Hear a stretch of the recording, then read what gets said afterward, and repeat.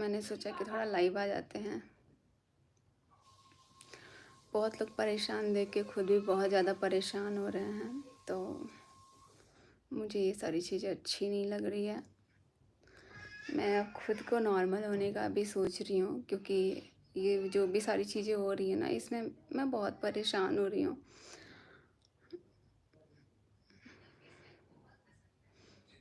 अभी आप लोगों से थोड़ा बात कर लेते हैं।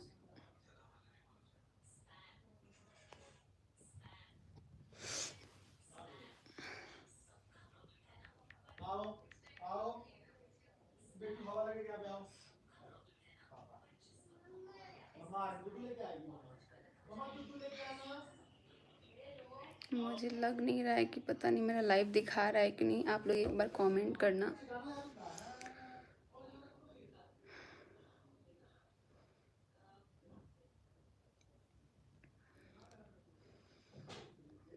कैसे हैं आप? ठीक हैं? सरिता जो बोल रही है क्या सच है? अभी तो बात करने की कंडीशन में नहीं है, लेकिन ये जो भी सारी चीज़ें हो रही है ना, इसमें बहुत परेशान हो रहे हैं हम। बहुत परेशान किया जा रहा है मेरे को, और चाह के भी हम इन सारी चीज़ों को ना भूल नहीं पा रहे हैं। जब भी कहीं रह रहे हैं ना, बहुत नॉर्मल होने का कोशिश कर रहे हैं कि ठीक है, नॉर्मल हो जा रहा है।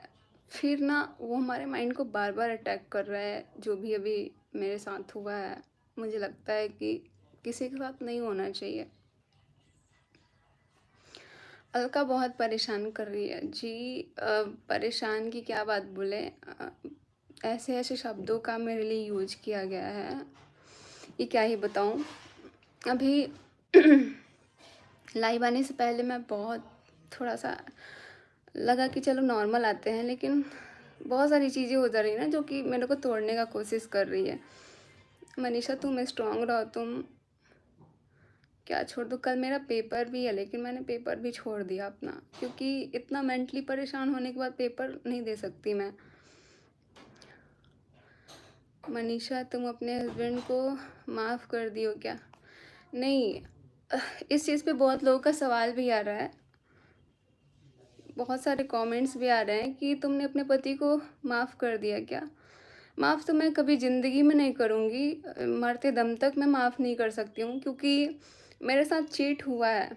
और मैं साथ में रहूँगी, लेकिन पहले जैसे साथ में रहने के बाद भी हमारे बीच दूरियाँ रही है ना, तो वही सज़ा है कि दूरी तो रहेगी। कभी माफ़ नहीं कर सकती हूँ मैं इस इंसान को, चाहे उसको। लेकिन एक होता है ना, सब लोग बोल रहे हैं चांस दे दो, चांस दे दो। चांस देना कोई बड़ी बात नहीं होती है, लेकिन जो चीज़ें हुई है ना, चीटिंग, धोखा, जितनी भी औरतें अगर लाइव देख रही हैं ना, एक बार खुद को मेरी जगह पे रख के देखना, और देखना और फील करना कि क्या इंसान को माफ़ कर देना चाहिए। माफ़ तो ज़िंदगी में नहीं कर सकते हैं, लेकिन अगर किसी को लगता है कि डिवोर्स दे देंगे, तो ये भी पॉसिबल नहीं है। मैं ऐसे तो माफ़ नहीं करूँगी, ना ही डिवोर्स दूँगी, ताकि किसी को ये लगे कि हाँ, ये तो डिवोर्स दे देगी, दूसरी शादी कर लेगी, और इनका जो काम है ये अपना कर लेंगे। ऐसा हम होने नहीं देंगे।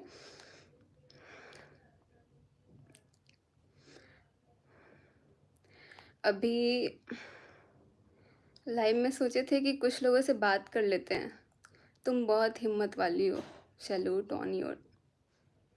ये हिम्मत आप लोगों ने ही दिया है। प्लीज़ मनीषा जी एक स्माइल दे दो। स्माइल देने का मैं बहुत ज़्यादा कोशिश कर रही हूँ, क्योंकि 1 साल से ये सारी चीज़ें मुझे शक लग रहा था, लेकिन अब जो चीज़ें बीत रही है ना मेरे ऊपर, मैं अभी भी साथ में हूँ, लेकिन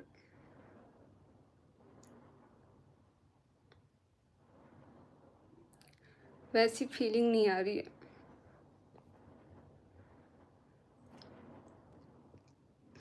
सचिन को फिर कोई नेहा मिल जाएगी, जाए यार। ज़िंदगी में कभी ना इनको ना उसको कभी नहीं माफ़ करूँगी।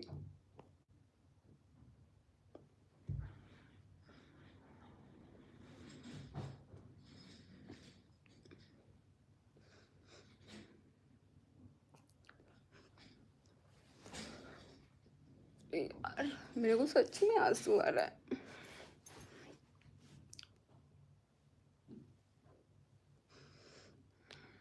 पता नहीं यार, मेरी कोई गलती नहीं होने के बाद भी मुझे ही सज़ा मिल रही है।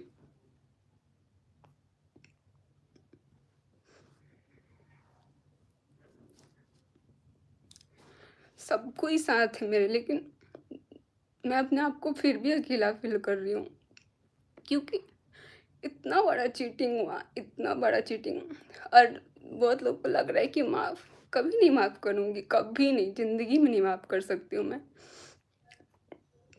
और कुछ लोग मेरे को, जिस चीज़ से मुझे बहुत ज़्यादा हर्ट फ़ील होता है ना, वो बोल रहे हैं कि तुम कभी माँ नहीं बनोगी। पता है, जब से मैंने ये वीडियो डाला है ना, मुझे इतना दुख लग रहा है, इतना इतना रोना आ रहा है कि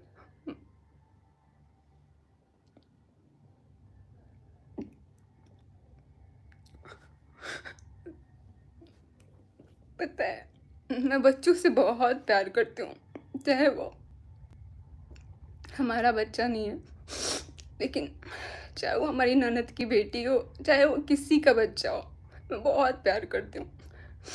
और मुझे तो लगता है किसी का बदुआ लग गया है मुझे, क्योंकि कोई कुछ भी बोल के चल जाता है। एटलीस्ट जो औलाद नहीं है, औलाद के लिए तो नहीं बोलना चाहिए था ना ऐसा। औलाद के लिए बोला गया, एक इंसान ने नहीं बोला, बहुत लोग बोले, बहुत लोग, बाज है, औलाद नहीं हो रहा है। जब यहाँ पे किट्टो की गोद भराई में आए थे ना, तो ये चीज़ें मुझे बहुत हर्ट की थी, क्योंकि उसका गोद भराई हो रहा था ना, तो मुझे लग रहा था कि मेरा भी बेबी हो, मेरा भी गोद भराई हो, मेरा भी सब कुछ हो। पर नहीं, मुझे लगा कि अब शायद इसके बाद कोई नहीं बोलेगा, लेकिन अभी भी दिल से बद्दुआ वैष्णो माता का। जब से मैंने ये सब चीज़ें सुनी है ना, सुबह में, शाम के टाइम हमने व्लॉग डाला था, मुझे बहुत रोना आ रहा है। मैं अपने आप को कंट्रोल नहीं कर पा रही हूँ। मुझे लग रहा है कि ना, मैं भाग जाऊँ कहीं अलग जगह पे, अकेली रहूँ, अकेले मैं बातें करूँ, क्योंकि एक औरत की लाइफ में ना, जब उसकी शादी हो जाती है ना, तो उसको ये धन दौलत से ज़्यादा ना, उसको औलाद का बहुत वो लगता है कि एक औलाद हो जाए। लेकिन मैं ये चीज़ें नहीं डालना चाह रही थी, ना ही इस चीज़ पे बात करना चाह रही थी, बट बहुत हर्ट हुआ, बहुत ज़्यादा। और मैं उस इंसान को भी कभी माफ़ नहीं करूँगी जो मुझे ऐसा बद्दुआ दिया है, जो बोला है कि तुम्हारा औलाद नहीं होगा। शायद इतने लोगों में से किसी का तो बद्दुआ लगा है मुझे कि आज मैं बे औलाद हूँ, मेरे पास औलाद नहीं है। बाकी मेरे पास सब कुछ है, घर है, पैसा है, पर औलाद का सुख नहीं मिला मुझे।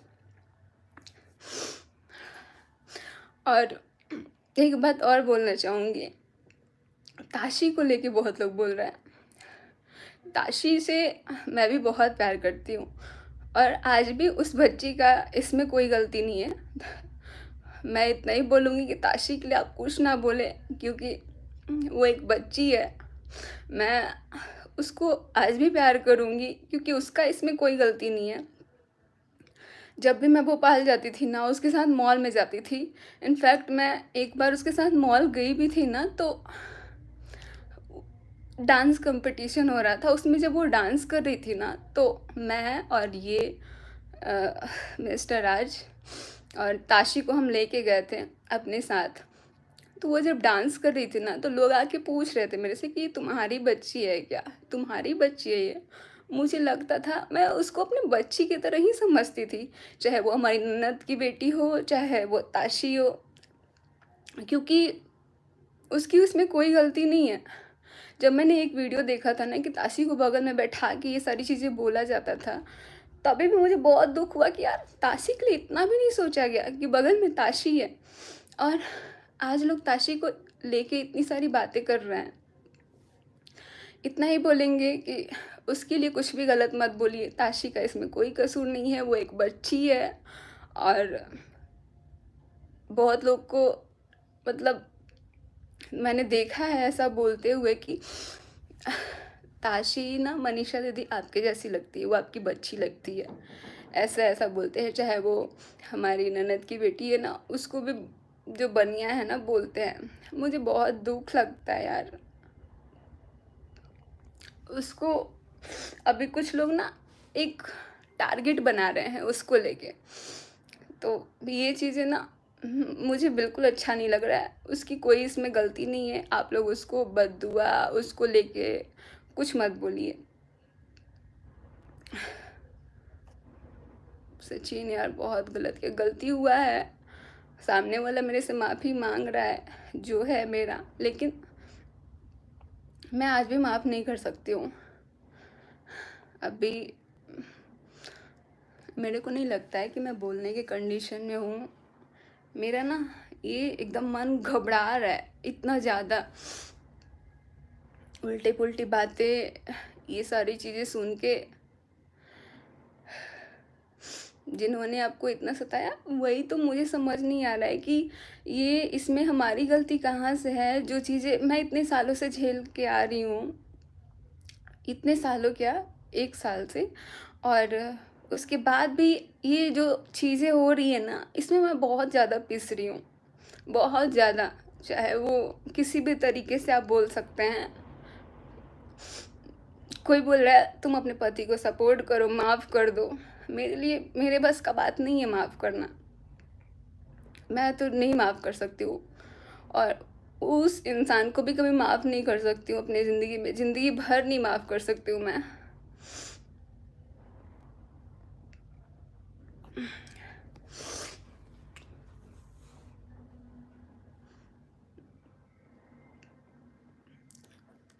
तो अभी भी कुछ लोग देख रहे हैं कि बोल रहे हैं ताशी को लेके या फिर किसी को भी। मैं इतना ही रिक्वेस्ट करूँगी कि पता है, जब मैं भोपाल जाती थी ना, तो मैं मतलब उससे इतना प्यार करती थी ना, उसका बाल कभी कभी सही करना, उसको कपड़े ये करना सही करना, मुझे बहुत अच्छा लगता था, क्योंकि वो भी बहुत मानती थी मुझे।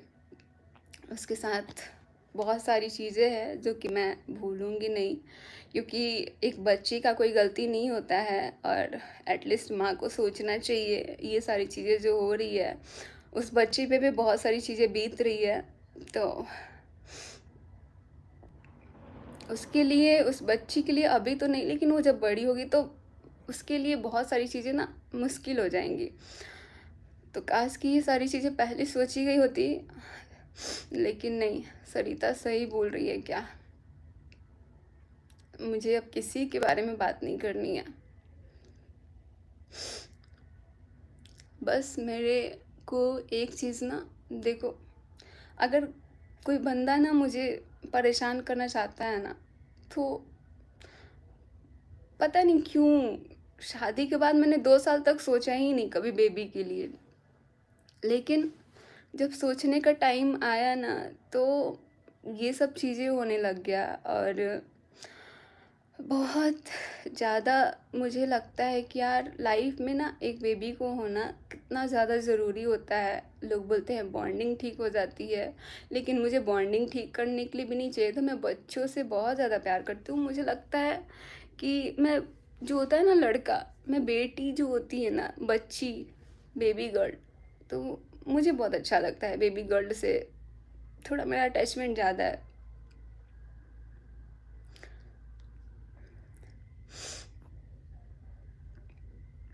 बस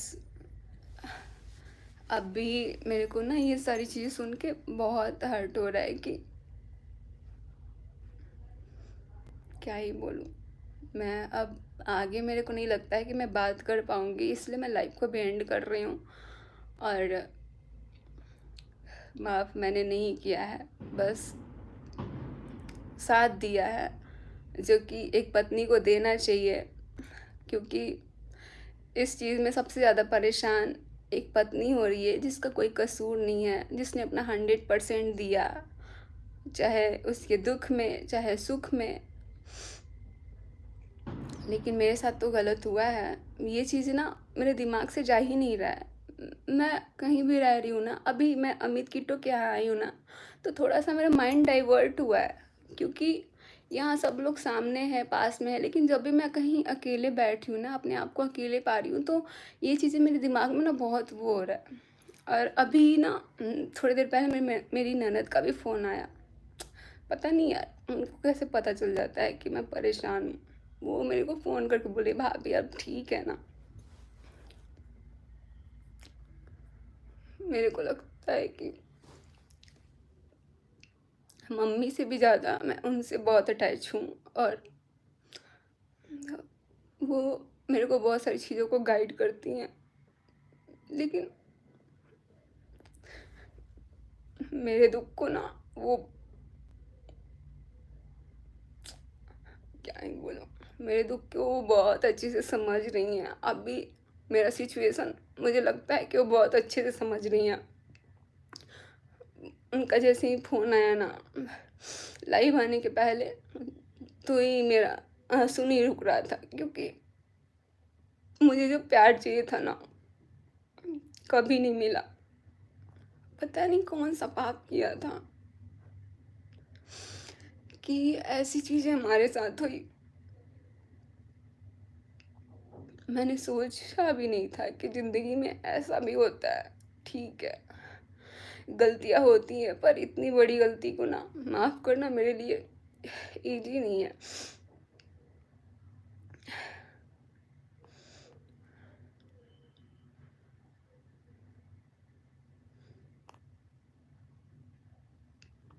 तो मैं अभी जाती हूँ, मैं आऊँगी आप लोगों के सामने फिर से जब देखूँगी। अभी मैं एंड करती हूँ लाइव को। मेरे को नहीं लगता है मैं आगे बोल पाऊँगी कुछ।